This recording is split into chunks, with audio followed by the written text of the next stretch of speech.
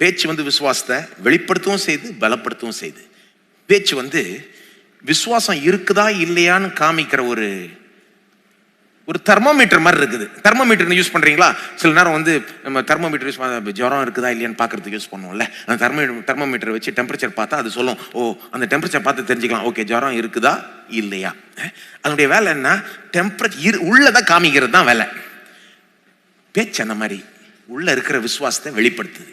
சில நேரம் நமக்கு ஜுரம் இல்லாத மாதிரியே கூட இருக்கும். நான் நல்லா தானே இருக்கேன், ஆனால் டெம்பரேச்சர் வச்சு பார்த்தா அது ஐயா காமிக்குது. அப்போ என்ன பண்ணுவீங்க? தெர்மோமீட்டர் தூக்கி எறிஞ்சிருவீங்களா? நான் நல்லா தான் இருக்கேன். இதெல்லாம் சில நேரம் நம்ம நல்லா இருக்க மாதிரி தான் இருக்கும், ஆனால் உள்ள என்னமோ பிரச்சனை இருக்கு.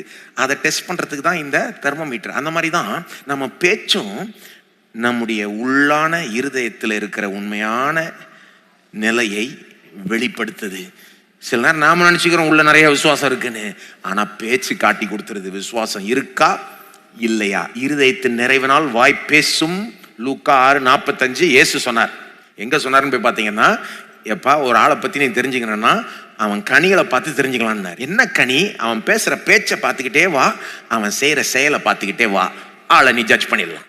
எப்படிப்பட்ட ஆள்னு எப்படிங்க யாருக்குங்க தெரியும்? யாருக்குங்க சொல்ல முடியும்? சொல்ல முடியும். பேச்சை பார்த்துக்கிட்டே வரணும், செயலை பார்த்துக்கிட்டே வரணும். அதை வச்சு எப்படிப்பட்ட ஆளுன்ற முடிவுக்கு வந்துடலாம். அவங்க பேச்சு அவங்களுடைய உள்ளத்தின் நிலையை காட்டி கொடுத்துருது.